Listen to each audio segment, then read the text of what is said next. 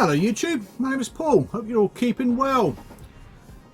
Yeah, so first video of the year then, a bit of a recap really on my collection from last year. Just to see how it's evolved and what's been going on and what my plans are for the next 12 months.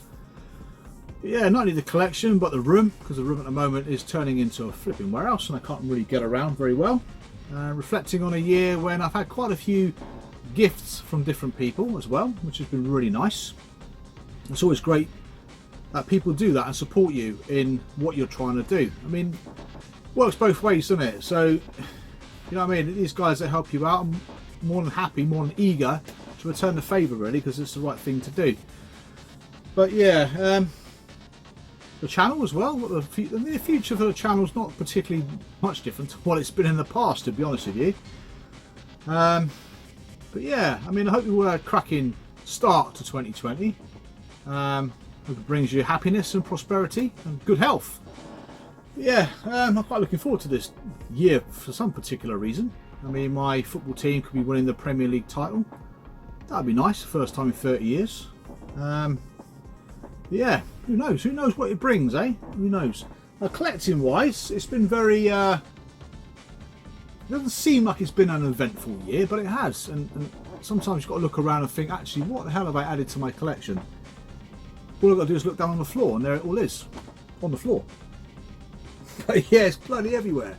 So looking at each system in turn, I mean the Atari has gone from sort of like about half a dozen games up to about just over 40 now. And the mission with the Atari was to always get the games I had and played when I was a kid, like any other nostalgic collection. I mean, there's some great games in there as well that I like playing even today. But with the Atari going forward, there's not really much else to add. I think I've got a list of about 4 titles to pick up. Most of them are through recommendations in the past and previous videos. But yeah, my 2 highlights for the Atari though, for last year, were both Telesys games. One I've been after for ages, boxed and complete, which I did manage to pick up as a cart only, and the other one I completely and utterly forgot about. And that's one of the nice surprises about retro gaming. It's almost like a flipping memory jogger. You think, what the hell's that game about? Check it out, and all of a sudden you think, bloody hell, I ain't played that for 35 years. But yeah, so the first one I'm going to show is a game I've shown before, Cartridge Full, and that's Fast Food. Again, this one came up for £25.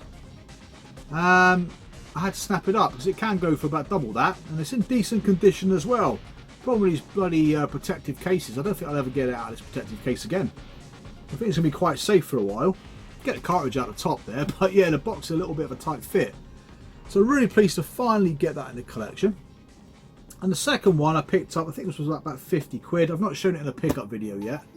I don't think I have. A game I completely forgot about. So the box looks great, it's in fantastic condition. That's Ramit. Almost rammed into the camera there. But yeah, really, it's a good game. It's a frantic game. One of those games that I start panicking when I play it and don't do very well. You've got to keep a level head. And yeah, it's a cracking little game. I'm really pleased to have it. And like I said, just completely forgot about it. So that's the Atari. So going forward, there's not really much else to pick up. I think there's a game called Smurf I'm looking at. Demon Attack I'm looking at. Again, these aren't rare games, just find them in half decent condition. Hero, that is one that's going to cost me a little bit. River Raid 2? No, Pitfall 2. And I think the other one I might go for is Miner 49er. Again, quite a difficult title to get. Now with the Atari, there's probably about 100 games which are quite recognisable, and the rest are bloody mystery. And if you're into Atari collecting, which I'm not, it can be very expensive because there's a lot of very obscure continental games to pick up as well. So that's the Atari. Next over to the 3 8-bit machines. A Spectrum are pretty much where I want to be. And one Ocean game missing after being gifted another Ocean title from Andre Russell, which I'll show you in a minute. Actually, I'll show you it now before I get. Now this title was quick off the back of picking up Laser Basic. Now Andre reached out to me on Facebook and just said, do you want this game? Yeah, too right. Really nice gesture. And that's Laser Compiler, which literally leaves me with just tank to pick up. So a lovely gesture. So I have to put a £5 into a charity pot, which I did. Got charity pots all over the place at work, so I whacked them in one of them. But yeah, absolutely fantastic. Now Andre's channel, I'm pretty sure, correct me if I'm wrong, is Bob's Zombie Bob's Emporium of Old Tat. So I'll leave a link in the description box below, but if it is wrong, Andre, please correct me, but I'm pretty sure that's your channel. Again, it's quite difficult when you don't see someone present a channel sort of face on and then see their face on Facebook. You can't sort of correlate the two. So yeah, if that is your channel, mate, if it isn't, please let me know. But thank you very much for that. It's an absolutely lovely gesture. Right, so 8-bit stuff then. So Amstrad, I'm only collecting Ocean and Imagine titles, and the reason I do that on the Amstrad is because the games written by Ocean generally made games specific for each system, so you're going to get something a little bit different on each system. Not only that, I've got a very soft spot for Ocean Software, always have done, even back in the days to pick games up for my small Spectrum. It's one of those collections, again, once I started collecting for it, I just couldn't stop. So I sold all the games that I had which weren't Ocean. I've probably got about maybe half a dozen, maybe 10 games that aren't Ocean Software, including one of the ones I'm going to show you. So yeah, quick summary then. So the first game I picked up, one of the ones that I was surprised got a release on the Amstrad disc. I had to pick this one up from France. I think 2 of the 3 of these are from France, and that's Cobra. That's a crap game. It really is. Definitely not as good as the Spectrum version, but it's so nice to have this. These slim box games are so hard to come by. I'm picking this up, and I picked up Movie and a couple of others like that this year. But these games are so far and few between now. It's really difficult trying to collect for the Amstrad disc games because I've got no idea what actually came out on that system. I've got a rough idea, but I reckon it's only about 80% accurate. So there's about maybe half a dozen games that I know exist I haven't got, but there might be another half a dozen games, 10 games that came out that I didn't realise came out on bloody disc. So yeah, I don't expect to add much more to the Amstrad collection. It's going to be one of those really slow, painful affairs. Now next up is a non-Ocean title. I picked this one up, got no idea why. What? I don't know what prompted me to buy it. That's Indiana Jones and the Fate of Atlantis, the action game. Now the only reason I can think of is because I saw this game sell for next to nothing on the Sinclair Spectrum as part of a bundle. Every now and then I talk to myself and go into the sold sections, and I saw literally this game sat on top of a box of games for the Spectrum, sold for 20 quid. And this game cost me 10 times that for just for the game. So it's a very obscure title. There were some thoughts around it that it wasn't released in the UK. It was a French only release, which there's quite a few French only Amstrad games if you didn't know that. So tough to have it, but there's no real purpose for it in the collection. It's just one of those nice to haves, but there we go. And the last one, the last game I picked up was a game, again, is very difficult to find full stop, let alone on disc. Another Ocean game, and this was part of, I think the guy listed about 20 games and wanted €9 for each game. So he looked like a big bundle of games, but he wanted €9 for each title. And that's Adidas Championship Football. Very tough to get on the Amstrad by all accounts. Now I am after the floppy disk version, but it's taken me ages to see this one. I don't think I've ever seen an Amstrad Adidas Championship Football on eBay until that came up. So obviously I snapped it up. Couldn't leave it there, but if I come across a floppy disk version, I'm sure it won't be too difficult to part with that. That's it for the Amstrad. Commodore 64, again I haven't added too many games. I'm trying to trying to get the games back in the collection that I sold for the Amstrad GS. Not necessarily because it's a GS specific game, because it's a GS branded title. And there's a few there I've got in the cabinet, predominantly by Ocean Software. There were some games released by System 3, some games released by Dynamic, and some released by Domark. So these are the 2 highlights for me for the Commodore 64 stroke GS. One is Myth, History in the Making, which again I've not shown, I don't think, in a pickups video. This one was about 100 quid, if I'm not mistaken. Really nice to have it. There were 4 games advertised for the GS stroke Commodore 64. Vendetta and Last Ninja 3 are 2 games I've never seen. And the next one I picked up was another System 3 title, and that's Ninja Remix. Again, another game that cost me just over 100 quid. They're both in decent condition, but they're not probably anything more than a 6 out of 10. It's very rare you see these games in great condition. But at least I've got them there in case I see another copy come up. in nicer condition. So yeah, I've picked up 3 more GS branded cartridge games that aren't Ocean. I've picked up another game which I showed in my last pickup video, which replaces all my Ocean GS games that I sold. I think I only sold 2 anyway. So yeah, that's my quest for the 64. There's not much else cassette wise I want for the 64.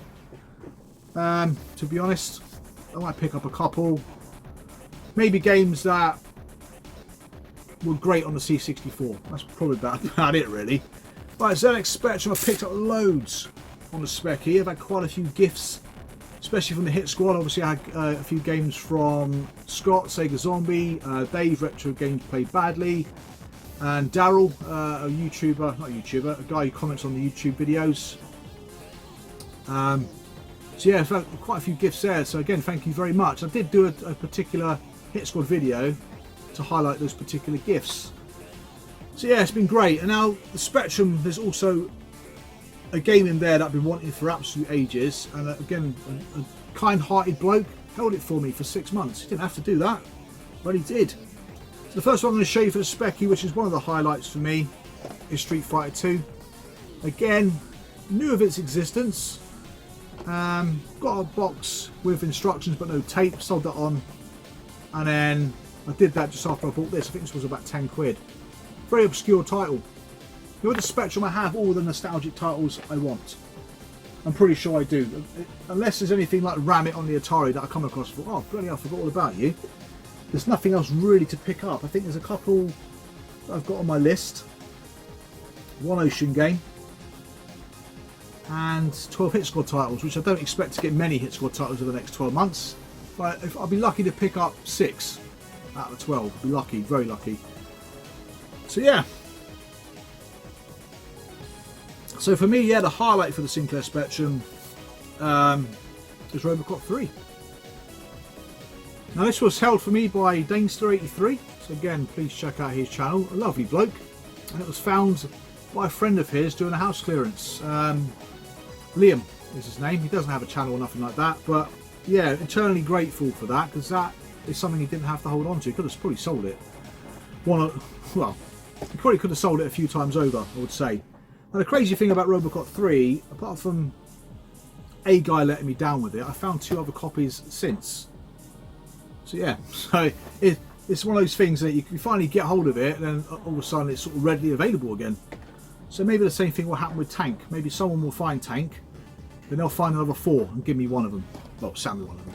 But yeah, Robocop 3, an amazing addition to the collection. Really pleased to have it. Again, another game that most people don't realise came out on the Spectrum. So that's it for the 8-bit stuff. 16-bit wise, Atari ST again, I'm pretty much there. I've got a list of games that probably has about 3 games left on it now. But in terms of nostalgia, I've got what I want. The only other games I tend to pick up for the ST are games that came out early days, games that probably didn't make it to the Amiga. I picked up one of those games quite recently. I've seen it on the Spectrum. Usually comes with a poster and a badge. That's all I'm going to give away. But I had no idea it came out on the ST, so I picked it up for about 15 quid, which I thought was a decent price. Unfortunately, it hasn't got the poster and badge, which I need to find from a Commodore 64 version or something. So ST wise, yeah, there are some bits and bobs to show you. I'll probably show you those in the pickup videos. Nothing too amazing, I suppose. There are other types of games I like to pick up for the ST, Atari branded things, so like Gauntlet, for example, Roadrunner, all arcade games by Atari, ported onto the Atari ST. And the Amiga though, again, I've not shown many pickups for the Amiga and ST during the course of the year, really, even though I've probably picked up at least 50 for each system during the course of the year.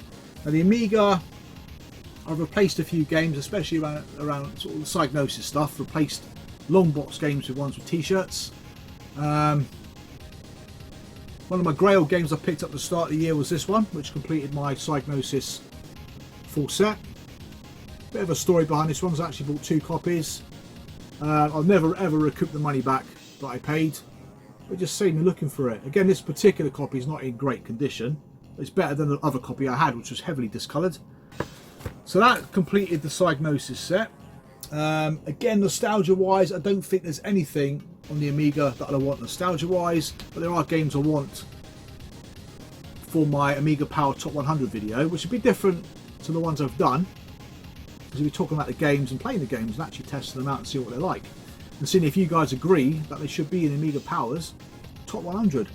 So there's about 40 to 50 games on my list. There's 2 more plastic case games, this one again for Cine Steve, to get. I think I've got all the UK released Domark plastic cases, but there's 2 others. They're bloody expensive as well to add to my Domark collection. For me, the most expensive game I think I parted my money for in the Amiga, apart from Arena, would be Traps and Treasures. Again, not shown this in a pickup video yet. I bought this one quite some time ago. I think this was about 140 quid. And lo and behold, I come across another 2 copies. One of those I picked up for 15 quid and then subsequently sold it. So basically that probably cost me nothing. So that's Traps and Treasures. But again, Amiga wise, there's quite a few nice additions to show you that I have yet to show you. Right, Mega Drive. Now Mega Drive, I think one of the biggest games I've ever bought in my collection. In fact, it's the most expensive title I've ever bought in my collection. I picked up back in January last year. And it's the only game I bought up until probably the end of November. And since then I've added about 50 to 75 games for my Mega Drive. That's World Championship Soccer 2. Again, I still ain't played it yet. I don't think I will. I probably will for a spotlight video at some point. But yeah, obviously, it must have been a moment of madness to buy this, because this was very expensive. But yeah, that's the highlight for the Mega Drive. But like I said, I have picked up a multitude of games again. I didn't realise how many Blue Spine games I sold from my original collection. So that's kind of where I'm headed at the moment, because most of the games I want back in the collection are Blue Spine games. So that's Mega Drive. Mega CD, I've picked up about 5. Again, nothing fantastic. In games like Time Gal, Night Trap, which I sold. Sold a lot of the FMV stuff, because FMV games for me just didn't like them, even though they're played a massive part in the video games industry. It's not something that I played, but it's important to get them back because they are integral. Yeah, have an integral part to play, or had an integral part to play in the industry. So that's Mega Drive, Mega CD. Just trying to think. CD32, I picked up a game which was a variant. I think I put it down somewhere that I can't find. Yeah, so basically CD32 wise, I think I sold a couple of applications on last year and got a good money for one of them. And I got rid of a load of variants. But it was one variant, I think it was a Kix label, that I didn't have. I got hold of it, but of course I got no more of the other Kix variants to go with it. That's typical. But yeah, FM Towns wise, again, very lean year for the Towns. I'm not prepared to pay any money for FM Towns games. There's plenty on eBay, plenty of the ones I want, like Flying Shark, Big Box Bubble Bobble, Zack McCracken, Beast 2, Monkey Island 2, but they're up for sale for crazy amounts of money, probably about double what they're worth. So I picked up 2. One was a game called Morph, which is a Psygnosis game, and this one, which is Operation Wolf. So I keep meaning to get myself an FM Towns mouse to play it. Yeah, that's the highlight for my Towns collection. Again, nothing amazing, but that was about 40 quid. So that's it really, just looking around, seeing what else I've picked up. So Saturn hasn't changed. Mega CD's grown a little bit. Amstrad's grown a little bit. 32X is almost back to where it was. ST's grown quite a bit. GX4000, I've got about 5 games left to get it back to where I had it.